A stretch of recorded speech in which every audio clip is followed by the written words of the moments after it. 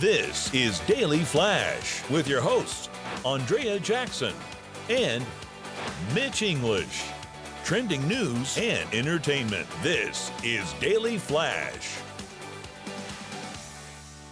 Everyone, I am Mitch English. I'm Andrea Jackson. This is Daily Flash, your source for trending news and entertainment. It's a scary day today for Halloween, but we're going to have some fun. I got some stats here for Halloween 2023. Okay, I'm ready. See if you guys can get near it. Projected Halloween spending overall. How much do you think money is made in 2023? Matt, you can join in on this if you like as well. Take a guess. How much money is spent? $20 billion. $12.2 billion. Oh, all right. Okay. I was over. No Showcase Showdown. Okay, no Showcase Showdown on that one. Halloween candy spending this year. How much? 50 million?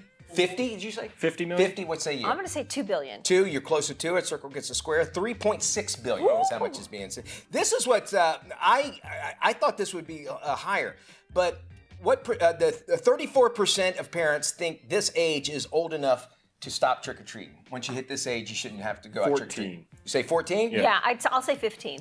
It's 13 or 14, so right around that age. You're not supposed to go out trick-or-treating anymore. And then finally, how much direct property damage is caused by Halloween house fires each year? $2 billion. 2 billion? I'll say $100 million. 13 million. 13 People, million. you got your jack-o'-lanterns on fire. Keep that in mind. So lots of damage. I have a number for you. Did you know that 40% of all hand injuries happen the week of Halloween because of carving jack-o'-lanterns? I've heard about and they're saying specific fingers too. It's always like the thumb or the pinky. You're like, there's 2 fingers that get it the most. Yeah, I've heard that. The cost of the candy's up 13% this year too. And I only got 1 kid. I used to have 4, so I used to have a lot of candy around the house. This year, I'm down to 1 bag for each Plus, child. you're not allowed to eat it, so. True. I can hide it. A 20-person funeral party reportedly dined and dashed on a $500 check. They followed their ripoff with a threat to shoot the restaurant staffers who objected to their move. 18 people in the group walked out without paying the bill because they were not happy with the 20% gratuity added on to the bill. According to a receipt shown in the video, the meal totaled $542. This included tax plus an added 20% gratuity of $84.64. The group refused to pay the bill, left the restaurant. The incident has reopened a debate online when it comes to adding gratuity to checks involving large parties. This has always been standard operating procedure. I mean, I waited tables in college, and anytime you had a party of like 6 or more, you automatically added the gratuity. Is it, it used to be like ask any waiter or waitress or anybody who's delivered a pizza or whatever, they'd be all on fire about it. Are people not doing this anymore to realize that you need a tip? I mean, tips are that important? No, but it seems like we've sort of like wandered down this avenue of like, well, I'll pay it if I want, but it's not an option. Like if you go into that restaurant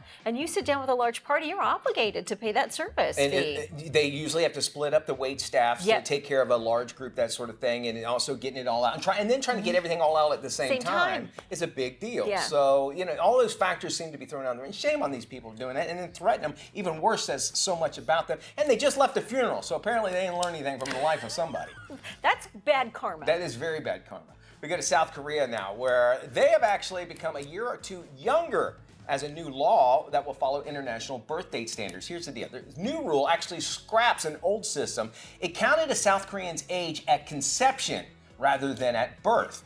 Previously, the most widely used calculation method in Korea was the century-old Korean age system, where a person turns 1 year old right when they're born and gains a year on January 1st. This means a baby born on December 31st would be 2 years old the next day. Say what?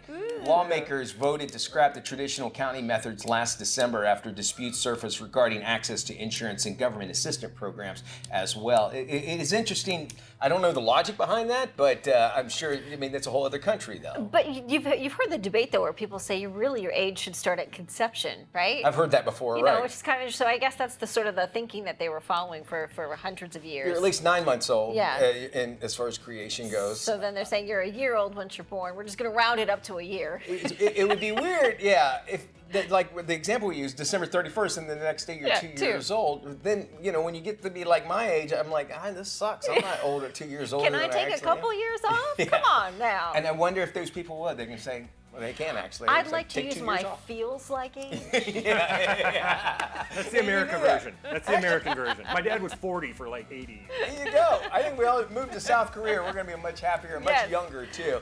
We don't want you to move away. We're doing some life love shopping right after this, and you stick around, you're going to miss it. Don't go anywhere on Daily Flash.